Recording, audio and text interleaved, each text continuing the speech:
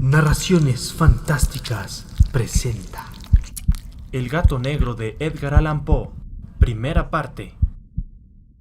No espero ni pido que nadie crea el extraño y horrible suceso que voy a relatar.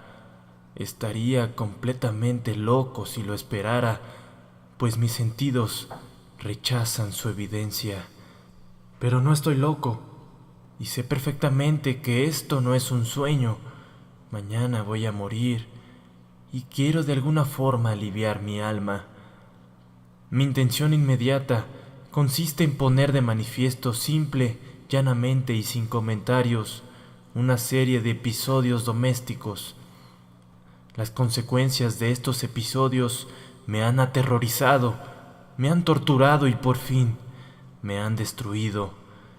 Pero no voy a explicarlos.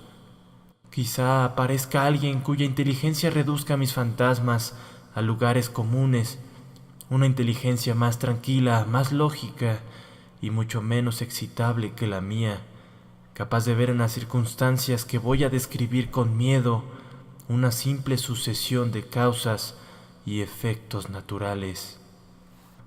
Desde la infancia me destaqué por la docilidad y bondad de mi carácter. La ternura que abrigaba mi corazón era tan grande que llegaba a convertirme en objeto de burla para mis compañeros. Me gustaban especialmente los animales y mis padres me permitían tener una gran variedad. Pasaba a su lado la mayor parte del tiempo y jamás me sentía tan feliz como cuando les daba de comer y los acariciaba. Este rasgo de mi carácter creció conmigo y cuando llegué a la madurez se convirtió en una de mis principales fuentes de placer. Aquellos que alguna vez han experimentado cariño hacia un perro fiel y sagaz no necesitan que me molesten explicarles la naturaleza o la intensidad de la satisfacción que uno recibe. Hay algo en el generoso y abnegado amor de un animal que llega directamente al corazón de aquel que con frecuencia ha probado la falsa amistad y la frágil fidelidad del hombre. Me casé joven y tuve la alegría de que mi esposa compartiera mis preferencias. Al observar mi gusto por los animales domésticos, no perdía oportunidad de procurarme los más agradables entre ellos. Teníamos pájaros, peces de colores, un hermoso perro, conejos, un monito y un gato. Este último era un animal de notable tamaño y hermosura, completamente negro y de una sagacidad asombrosa. Mi mujer, que en el fondo era bastante supersticiosa, aludía con frecuencia a la antigua creencia popular de que todos los gatos negros eran brujas disfrazadas. No quiero decir que lo creyera en serio, y solo menciono esto porque acabo de recordarla. Plutón, pues así se llamaba el gato, era mi favorito y mi camarada. Solo yo le daba de comer, y él en casa me seguía por todas partes. Incluso me resultaba difícil impedirle que siguiera mis pasos por la calle. Nuestra amistad duró así varios años, en el curso de los cuales, me enrojezco al confesarlo, mi temperamento y mi carácter se alteraron radicalmente por culpa del demonio. Intemperancia. Día a día me fui volviendo más melancólico, irritable e indiferente hacia los sentimientos ajenos. Llegué incluso a usar palabras duras con mi mujer y terminé recurriendo a la violencia física. Por supuesto, mis favoritos sintieron también el cambio de mi carácter. No solo los descuidaba, sino que llegué a hacerles daño. Sin embargo, hacia Plutón sentía el suficiente respeto como para abstenerme de maltratarlo, cosa que hacía con los conejos, el mono y hasta el perro, cuando por casualidad o por afecto se cruzaban en mi camino. Mi enfermedad empeoró, se agravaba, pues ¿qué enfermedad es comparable al alcohol? Y finalmente el mismo Plutón, que ya estaba viejo y por tanto algo enojadizo, empezó a sufrir las consecuencias de mi mal humor. Una noche en que volví a casa completamente embriagado, después de una de mis correrías por la ciudad, me pareció que el gato evitaba mi presencia. Lo alcé en brazos, pero asustado por mi violencia, me mordió ligeramente en la mano. En ese momento se apoderó de mí una furia demoníaca y ya no supe lo que hacía. Fue como si la raíz de mi alma se separara de golpe de mi cuerpo, una maldad más que diabólica, alimentada por la ginebra, estremeció cada fibra de mi ser. Saqué del bolsillo del chaleco un cortaplumas, lo abrí mientras seguía sujetando al pobre animal por el pescuezo y deliberadamente le saqué un ojo. Me enrojezco, me abrazo y tiemblo mientras escribo tan condenable atrocidad. Cuando la razón retornó con la mañana, cuando hube disipado en el sueño los vapores de la orgía nocturna, sentí que el horror se mezclaba con el remordimiento ante el crimen cometido. Pero mi sentimiento era débil y ambiguo, no alcanzaba a interesar mi alma. Una vez más me hundí en los excesos y pronto ahogué en vino los recuerdos de lo sucedido. El gato mientras tanto mejoraba lentamente. La cuenca del ojo perdido presentaba un horrible aspecto, pero el animal parecía que ya no sufría. Se paseaba como de costumbre por la casa, aunque como se puede imaginar, huía aterrorizado al verme. Me quedaba bastante de mi antigua forma de ser para sentirme agraviado por la evidente antipatía de un animal que una vez me había querido tanto. Pero ese sentimiento pronto se dio paso a la irritación, y entonces se presentó, como mi derrota final e irrevocable, el espíritu de la perversidad. La filosofía no tiene en cuenta a este espíritu. Sin embargo, estoy tan seguro de que mi alma existe como de que la perversidad es uno de los impulsos primordiales del corazón humano, una de las facultades primarias indivisibles, uno de los sentimientos que dirigen el carácter del hombre. ¿Quién no se ha sorprendido a sí mismo 100 veces en los momentos en que cometía una acción estúpida o malvada por la simple razón de que no debía cometerla? ¿No hay en nosotros una tendencia permanente que nos enfrenta con el sentido común a transgredir lo que constituye la ley por el simple hecho de serlo? Este espíritu de perversidad se presentó, como he dicho, en mi caída final, y ese insondable anhelo que tenía el alma de vejarse a sí misma, de violentar su naturaleza, de hacer el mal por el mal mismo, me empujó a continuar y finalmente a consumar el suplicio que había infligido al inocente animal.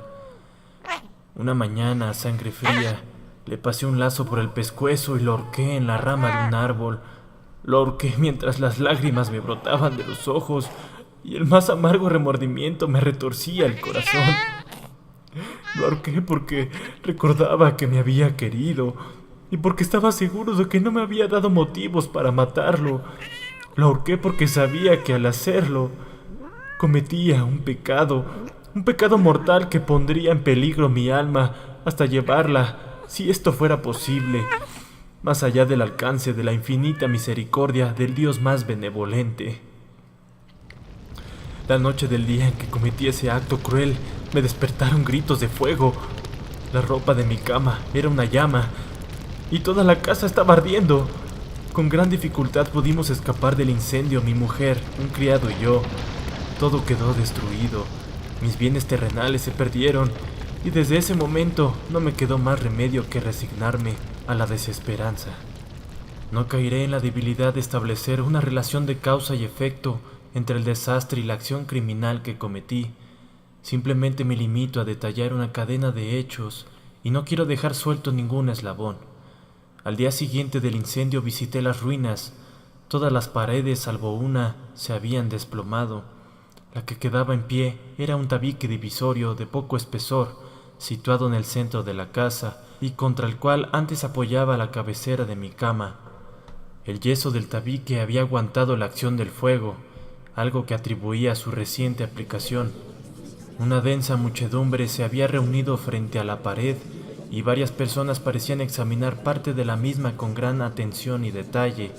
Las palabras extraño, curioso y otras similares excitaron mi curiosidad. Al aproximarme vi que en la blanca superficie, grabada como un bajorrelieve, aparecía la imagen de un gigantesco gato. El contorno tenía una nitidez verdaderamente maravillosa. Había una soga alrededor del pescuezo del animal. Al descubrir esta aparición, ya que no podía considerarla otra cosa, me sentí dominado por el asombro y el terror. Pero la reflexión vino luego en mi ayuda. Recordé que había ahorcado al gato en un jardín contiguo a la casa. Al producirse la alarma del incendio, la multitud había invadido inmediatamente el jardín. Alguien debió de cortar la soga y tirar al gato en mi habitación por la ventana abierta. Sin duda habían tratado de despertarme en esa forma. Probablemente la caída de las paredes comprimió a la víctima de mi crueldad contra el enyesado recién aplicado, cuya cal, junto con la acción de las llamas y el amoníaco del cadáver, produjo la imagen que acababa de ver.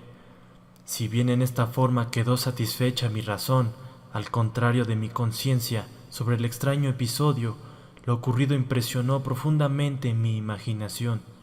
Durante muchos meses no pude librarme del fantasma del gato, y en todo ese tiempo dominó mi espíritu un sentimiento que se parecía, sin serlo, al remordimiento. Llegué al punto de lamentar la pérdida del animal y buscar, en los viles lugares que habitualmente frecuentaba, algún otro de la misma especie y apariencia que pudiera ocupar su lugar. Una noche, medio borracho, me hallaba en una taberna más que infame. Reclamó mi atención algo negro posado sobre uno de los enormes tóneles de ginebra que constituían el principal moblaje del lugar. Durante algunos minutos había estado mirando dicho tónel y me sorprendió no haber advertido antes la presencia de la mancha negra en lo alto. Me aproximé y la toqué con la mano. Era un gato negro muy grande, tan grande como Plutón, y absolutamente igual a este, salvo un detalle. Plutón no tenía el menor pelo blanco en el cuerpo, mientras este gato mostraba una vasta aunque indefinida mancha blanca que le cubría casi todo el pecho. Al sentirse acariciado se enderezó prontamente, ronroneando con fuerza. Se frotó contra mi mano y pareció encantado de mis atenciones. Acababa pues de encontrar el animal que precisamente andaba buscando. De inmediato propuse su compra al tabernero, pero me contestó que el animal no era suyo y que jamás lo había visto antes, ni sabía nada de él. Continué acariciando al gato, y cuando me dispuse a volver a casa, el animal pareció dispuesto a acompañarme. Le permití que lo hiciera, deteniéndome una y otra vez para inclinarme y acariciarlo. Cuando estuvo en casa, se acostumbró enseguida y pronto se convirtió en el gran favorito de mi mujer. Por mi parte, pronto sentí nacer en mí una antipatía hacia aquel animal. Era exactamente lo contrario de lo que había anticipado, pero sin que pueda decir cómo ni por qué, su marcado cariño por mí me disgustaba y me fatigaba. Gradualmente el sentimiento de disgusto y fatiga creció hasta alcanzar la amargura del odio. Procuraba no encontrarme con el animal. Una gran vergüenza y el recuerdo de mi acto de crueldad me frenaban de maltratarlo. Durante algunas semanas no le pegué ni fue la víctima de mi violencia, pero gradualmente, muy gradualmente, llegué a sentir una inexpresable repugnancia por él y a huir en silencio de su odiosa presencia, como si fuera un brote de peste, lo que probablemente contribuyó a aumentar mi odio hacia el animal fue descubrir, a la mañana siguiente de haberlo traído a casa, que aquel gato, igual que Plutón, no tenía un ojo. Sin embargo, fue precisamente esta circunstancia la que le hizo más agradable a los ojos de mi mujer, quien, como ya dije, poseía en alto grado esos sentimientos humanitarios que una vez fueron mi rasgo distintivo y la fuente de mis placeres más simples y puros. El cariño del gato hacia mí parecía aumentar en la misma proporción que mi aversión hacia él. Seguía mis pasos con una testarudez que me costaría mucho hacerles entender. Donde quiera que me sentara, venía a agazaparse bajo mi silla o saltaba a mis rodillas, cubriéndome con sus repugnantes caricias. Si salía a caminar, se metía entre mis pies, amenazando con hacerme caer, o bien clavaba sus largas y afiladas uñas en mi ropa para poder trepar hasta mi pecho. En esos momentos, aunque ansiaba aniquilarlo de un solo golpe, me sentía paralizado por el recuerdo de mi primer crimen, pero sobre todo, quiero confesarlo ahora mismo, por un espantoso temor al animal.